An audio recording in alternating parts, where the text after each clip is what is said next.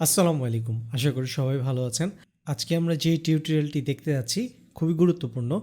অনেকেই আমরা ইলাস্ট্রেটরের টুলস সম্পর্কে জানি, কিন্তু সঠিক আইডিয়ার কারণে আমরা লোগো মেক করতে পারি না। আজকে আমরা দেখব কিভাবে সহজে একটি আইডিয়া কিংবা শেপ ব্যবহার করে আমরা লোগো তৈরি করতে পারি এবং কয়েকটি ক্লিক করে। ভিডিওটি খুব ইনফরমেটিভ হতে যাচ্ছে। আশা করি পুরো ভিডিওটি দেখবেন।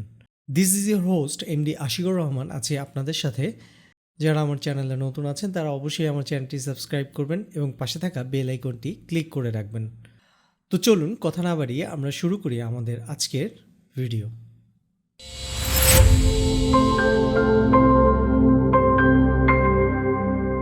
হ্যালো, লোগো তৈরির জন্য আমরা একটি ক্যানভাস নিয়ে নিলাম এবং ক্যানভাস নেওয়ার পরে আমরা কিবোর্ডের পি ক্লিক করলাম। পি ক্লিক করে আমরা একটি পাত নিয়ে নিলাম। শিফট ধরে আমি পাতটাকে নিয়ে নিচ্ছি এবং এই পাতটাকে সিলেক্ট করে এখানে সিলেক্ট করে তারপরে হচ্ছে আমরা ফিল কালারটা অফ করে শুধু স্ট্রোক কালারটা রাখলাম। রাখার পরে আমরা এটিকে কপি করব।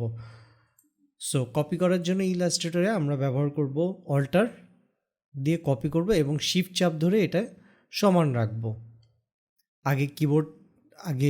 আগে মাউস ছাড়বো, তারপরে কিবোর্ড ছাড়বো। কপি করার যে পাতটি আছে এটি সমান দূরত্বে আরও বেশি করার জন্য আমি কিবোর্ডে কন্ট্রোল ডি ক্লিক করতে থাকবো এবং সেটি 12টি নিব আমি।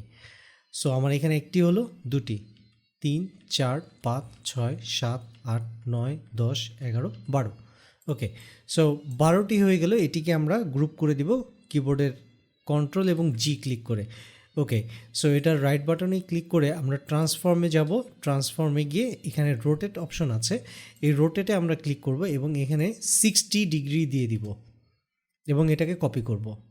ওকে, সো এটাকে আবার আমরা রোটেট করব।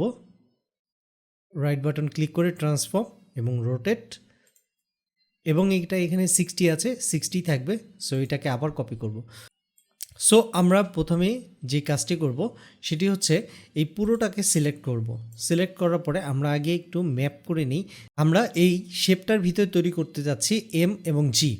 So shape builder tool click করে আমরা মাউসটাকে ধরে টেনে নিয়ে যাব এদিকে এবং এদিকে এবং এদিকে এই পর্যন্ত, এবং এখানে যে গ্যাপগুলো আছে এগুলোকে আমরা ঠিকঠাক করে দিব।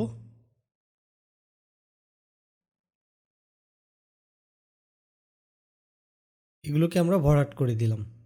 ওকে, এটা হয়ে গেল। এরপরে আমরা এখান থেকে টান দেব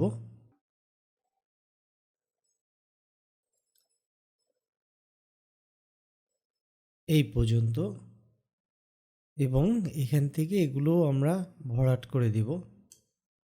ওকে, সো আমার একটা শেপ তৈরি হয়ে গেল। এখন এই মাঝখান থেকে আমরা এটাকে আবার টেনে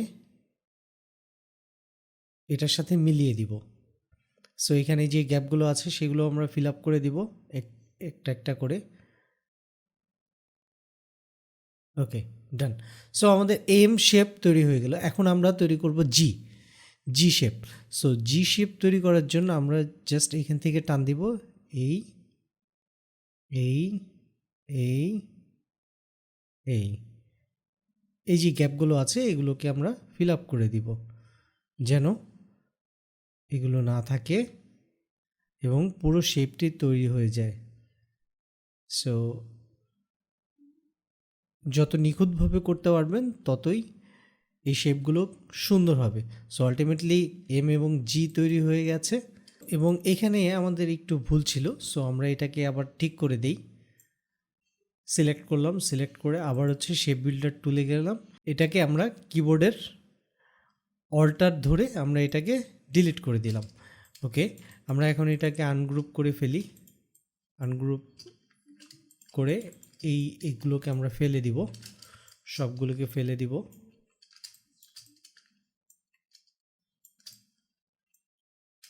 সবগুলোকে ফেলে দিলাম এবং এই মাঝের এই অংশগুলোকেও আমরা ফেলে দিব।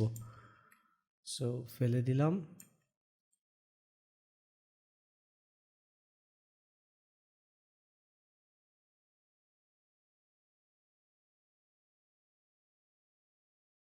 ফেলে দেওয়ার পরে আমাদের এখানে যে শেপটি বের হলো এটি হচ্ছে এম এবং জি। সো এটাকে যদি আমরা একটু কালার করি, এখানে এটি ভেঙে আছে, সো এটাকে আমরা জয়েন করে দিব, অথবা হচ্ছে পাথফাইন্ডারে গিয়ে আমরা এটিকে অ্যাডজাস্ট করে নিব। ওকে, সো এইটাকে যদি আমরা কালার চেঞ্জ করি তাহলে এই, তো একটি শেপ দিয়ে আমরা কিভাবে একটি লোগো তৈরি করে ফেললাম খুব সহজে, এম এবং জি। এখানে যদি আমরা লিখি মেঘনা গ্রুপ, আমি টাইপ করলাম এবং এখানে আমি ফন্ট দিলাম হচ্ছে নেক্সা ফন্ট দিয়ে আমি এটাকে একটু বড় করে দিলাম এবং এটাকে মিডল অ্যালাইনমেন্টে করলাম, এটাকে গ্রুপ করলাম এবং এই দুইটাকে ধরে আমি অ্যালাইনমেন্ট করে দিলাম, আবার গ্রুপ করলাম এবং এটাকে মিডলে নিয়ে আসলাম। সো আমাদের কি হলো, এটা একটা লোগো হয়ে গেল। তো এই ছিল আজকের ভিডিও, আশা করি আপনাদের ভালো লেগেছে। ভিডিওটি যদি আপনার উপকারে আসে তাহলে অবশ্যই লাইক করবেন, শেয়ার করতে পারেন এবং আপনার যদি কোনো মতামত থাকে তাহলে অবশ্যই কমেন্ট করে জানাতে পারেন।